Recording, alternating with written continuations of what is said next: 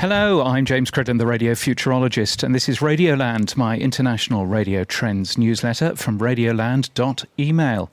And this podcast is sponsored by RSS.com, and if you've heard ads in this podcast already, then the good news is you can now get rid of them in Apple Podcasts by following the link to become a supporter and listen ad-free.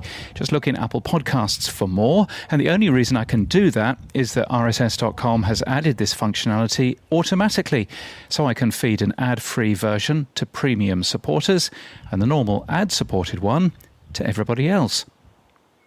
Now, while at Radio Days Europe, I was interested to see Radio Player, who had a big presence in the expo hall, including an Xpeng car, and also laid on a number of talks, including an overview of Radio Player with a clear focus on their in-car experience.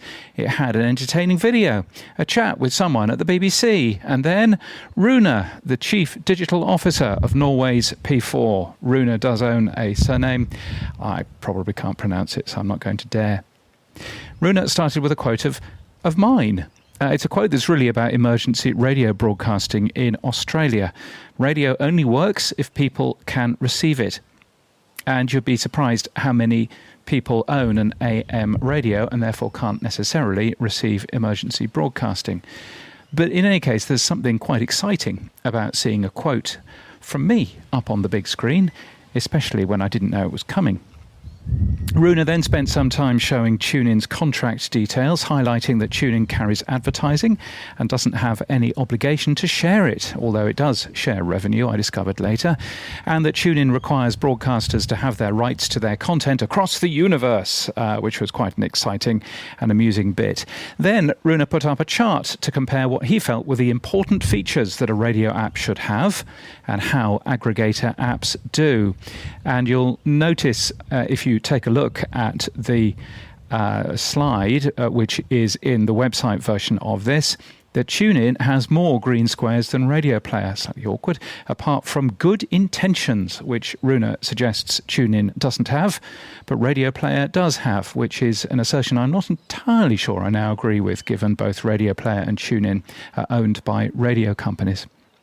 Many stations, including P4, have decided to pull their stations out of TuneIn because of thinking like that, and I would love to agree with a man who shows a quote from me in his slide deck. But look, the P4 Player app should have the very best experience for listeners to P4. It'll have access to more metadata from the radio station, graphical elements and now playing info specifically built for the app. It can be personalised. It'll have great data to learn how you listen. It's the best place for a P4 listener to go, and that's the way it should be. But here's the thing. The P4 Player app will only be downloaded by existing listeners of P4. If you've never listened to P4, you'll never download the P4 app. I'm sure that we can all agree. If you pull your stations off the main aggregator apps and only make it available on your own app, then you risk people never discovering your station ever. I mean, why should they download an app for a station they've never heard? And if you think that your own app has better listening data, it does.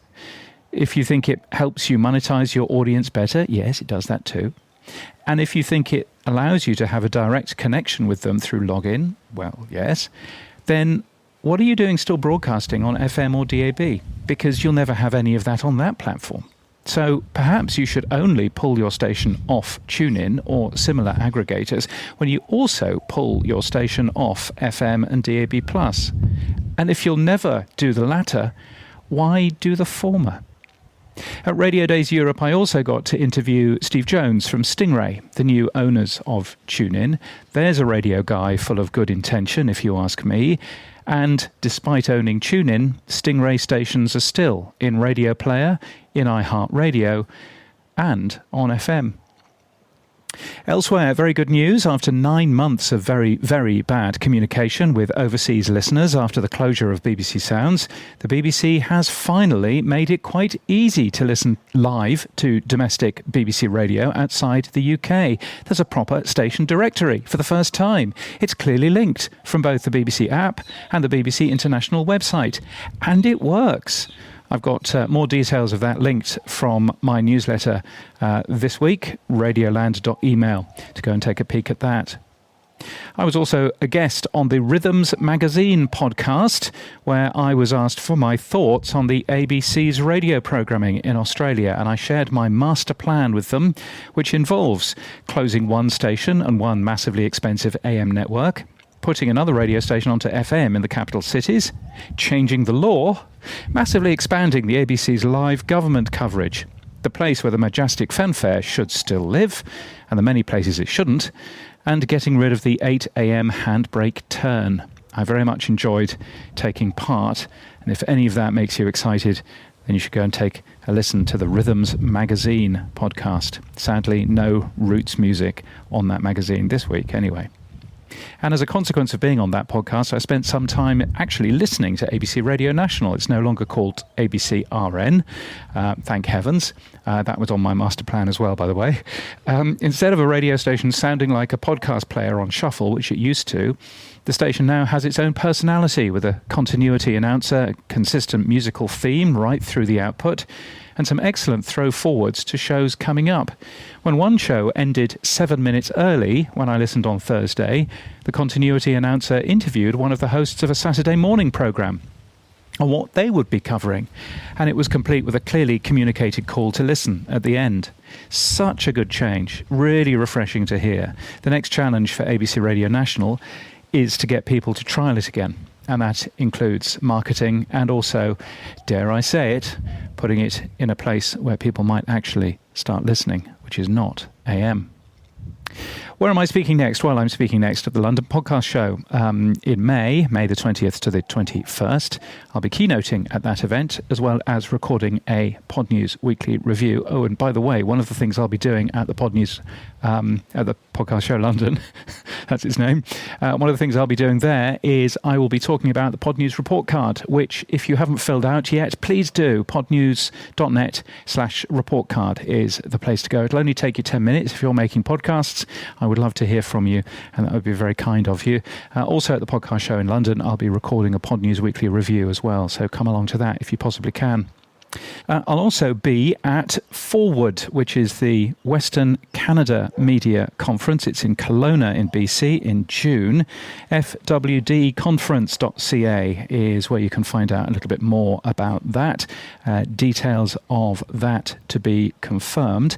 And Radio Days Asia is in Jakarta in Indonesia in September. I'm usually a speaker at that event. Don't know whether I will be this year, but I'm hoping I will be. It's a good one to be at as well. Radio Days Asia.com to learn more about that. And thank you so much to the many supporters, including Radio Zeit, who are a brand new supporter last time round, Meliora, Radio Today in the UK, and Broadcast Radio for your kind support. Also, for the many personal supporters, including Sam Phelps, Richard Hilton and Daphith Furnham. If you would like to support my work in any way, you can buy me a coffee. Become a member to give regularly, or just give a one-off coffee or 5 if you like. Buymeacoffee.com/James Cridland is the place to do that. You can also get this via email, radioland.email. I'm on Mastodon as james@bne.social if you're there too.